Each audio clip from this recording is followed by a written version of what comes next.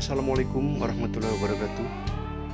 Anak-anak sekalian, selamat berjumpa kembali dengan saya, Sergio di sini. Kali ini saya akan menyampaikan materi tentang integral. Materi ini adalah materi di kelas 11 wajib ya, semester 2. Semoga video kali ini bisa membantu kalian belajar mandiri di sana untuk memahami materi integral kali ini. Jangan lupa untuk subscribe, like, share, dan komen jika video ini bermanfaat untuk Anda dan teman-teman di sana. Selamat menyaksikan. Selamat pagi anak-anak sekalian. Jumpa kembali dengan saya di sini. Di sini saya akan melanjutkan materi tentang bab keempat, yaitu tentang integral. Integral itu artinya adalah kebalikan atau anti dari turunan atau diferensial. Oke, misalkan begini, ada fungsi f(x) sama dengan x kuadrat.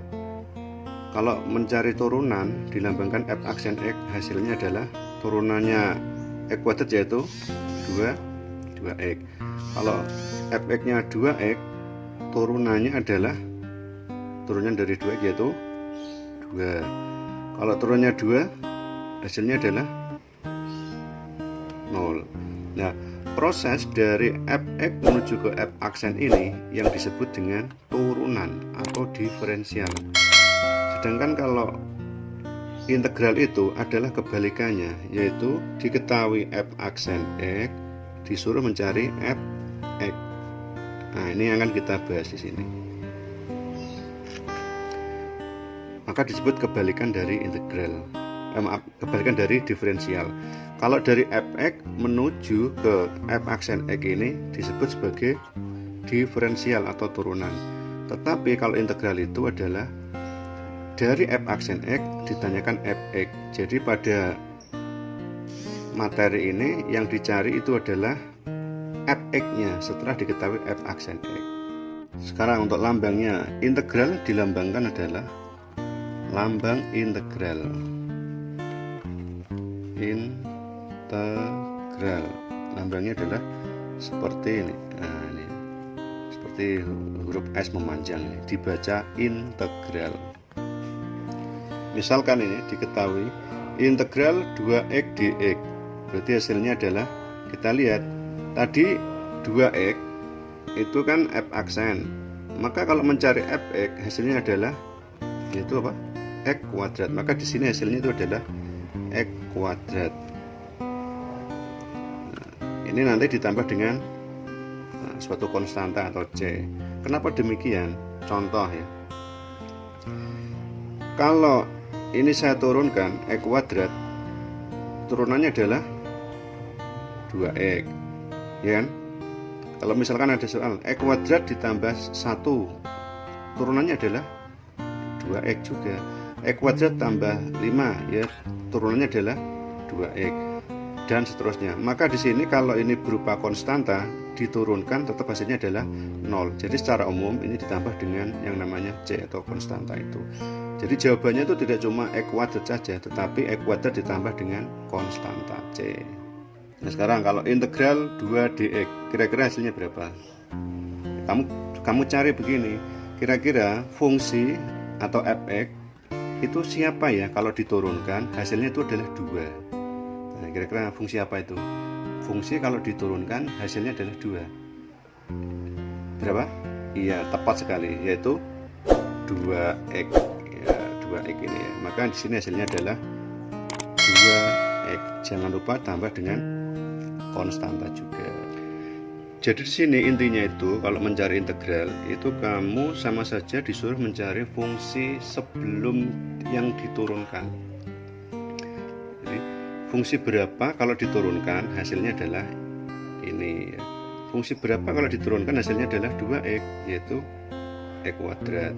Fungsi berapa kalau diturunkan hasilnya adalah 2, yaitu adalah 2x. Nah, jadi jawabannya ini adalah mencari fungsi sebelum diturunkan.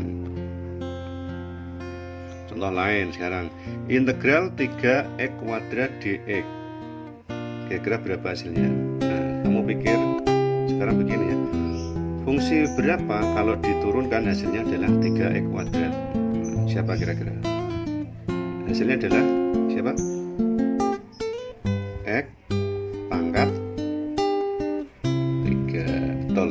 sekarang ini integral 4x pangkat 3 dx. Kira-kira berapa hasilnya? Iya, betul sekali, itu x pangkat 4. Nah, demikian anak-anak ya untuk penjelasan singkatnya. Semoga ini bisa dimengerti untuk definisi dari integral itu. Jadi secara umum anak-anak bisa kita lihat bahwasanya integral f aksen x dx hasilnya itu adalah yaitu f x ditambah c. Nah, di sini berarti fungsi yang diturunkan, yang di sini adalah fungsi sebelum diturunkan. Nah, ini bisa juga dibuat dalam, atau bisa juga ditulis integral f kecil x dx sama dengan f besar x ditambah c.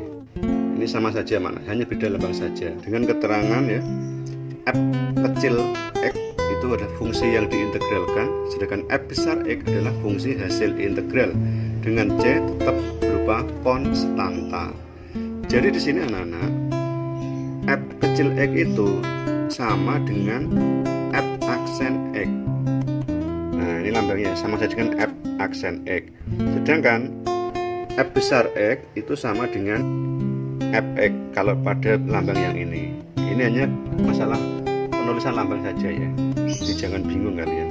Lambang itu bisa dibuat bagaimana saja. Yang penting adalah kita paham makna dari lambang tersebut. Nah, rumus ini dikenal dengan yang namanya istilah integral tak tentu. Integral tak tentu. Kenapa disebut integral tak tentu? Karena pada hasil integral ini ditambah dengan konstanta c. Hasilnya adalah apa? Sama dengan 1/3 tambah 1 x pangkat 3 tambah 1 plus c. Atau ini kalau ditulis yaitu 1/4 x pangkat 4 plus c. Coba kamu turunkan 1/4 x pangkat 4 plus c. Kalau diturunkan hasilnya adalah, hasilnya iya ini x pangkat 3. Jadi kesimpulannya integral x pangkat 3 dx adalah 1/4 x pangkat 4 plus c.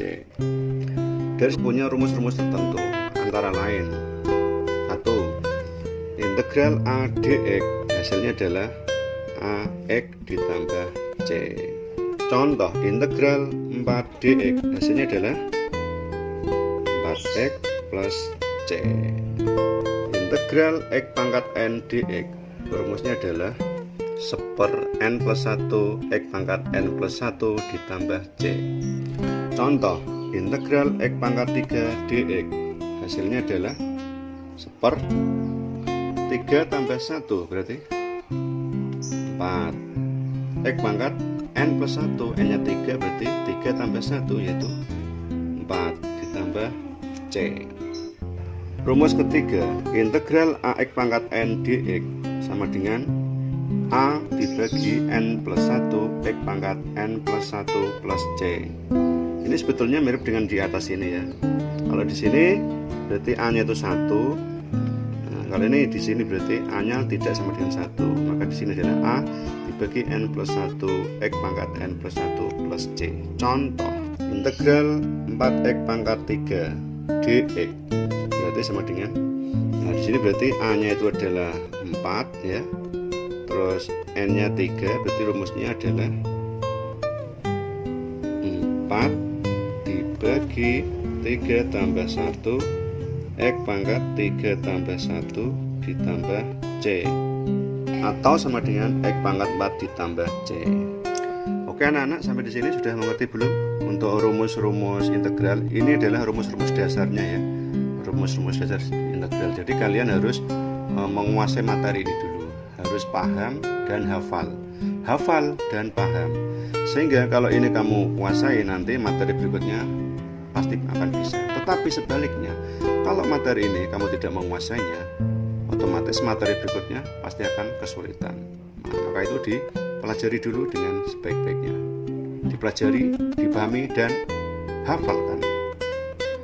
Oke para siswa sekalian, untuk memperjelas materi yang Bapak terangkan tadi, ini sekarang Bapak berikan beberapa contoh soal untuk dikerjakan menggunakan rumus-rumus tadi ya.